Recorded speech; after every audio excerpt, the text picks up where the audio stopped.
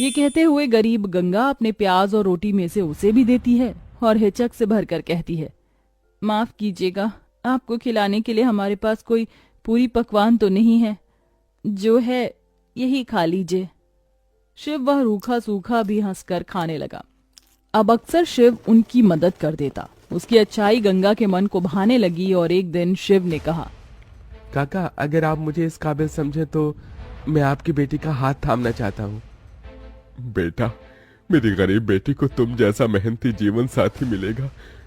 मुझे तुम पसंद हो बेटा। गरीब सेवक राम की दिली इच्छा तो थी कि गंगा को बड़ा और अच्छा घर द्वार मिले, मगर उसके मन में शिव को लेकर भी एक संतोष था। मगर सेवक राम ने जो कभी सोचा भी नहीं था, अगले दिन वो हुआ। कई बड़ी गाड़ियां लाइन से उसके चौखट पर आईं और शगुन से भरी थालियों के साथ शिव अपने परिवार के संग उनके घर आया। उनके महंगे कपड़े लत्ते देख एकदम महलों में रहने वालों से थे। शिव के संग उसके माता पिता पृथ्वीराज, वसुंधरा और बहन योगिता थी।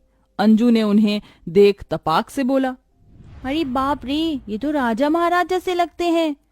अजी, आपने तो कहा था शिव गरीब घर का लड़का है। शिव बेटा, ये सब क्या है? यही मेरी सच्चाई है काका। माफ कीजिएगा, मैं मजदूर या गरीब नहीं था, बल्कि महलों का बेटा हूँ। मगर मुझे एक ऐसा जीवन साथी की खोज थी जो मेरा धन दौलत देखकर मुझे न अपनाए।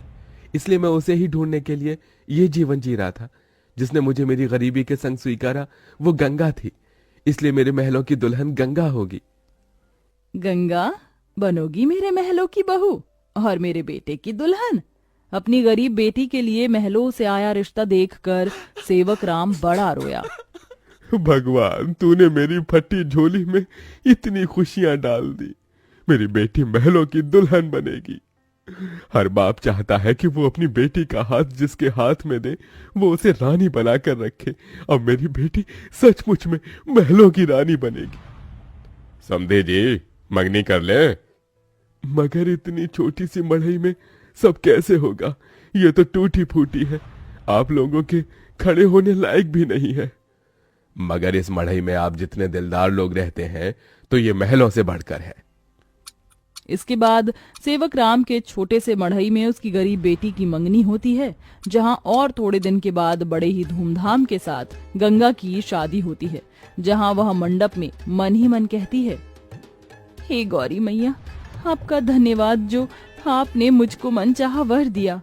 इसके बाद गंगा विदा होकर अपने महलों के ससुराल में आ जाती है, जो दुल्हन के जैसा सजा हुआ होता है, जहां कई नौकर चाकर शाही अंदाज में उसके स्वागत में खड़े थे। तभी महंगे से लहंगे में ननद योगिता ने कहा, आइए भाभी, आपके महलों के ससुराल में आपका स्वागत है। जैसे ही योगिता गाड़ी से उतरती है, तभी नौकर चाकर थाली में फूल लिए खड़े उसके स्वागत में फूल बिछाए जाते हैं। जहां कल तक उसके पांव को कांटों की चुभन मिली थी, आज वह महल की दुल्हन बनकर फूलों में बदल चुके थे।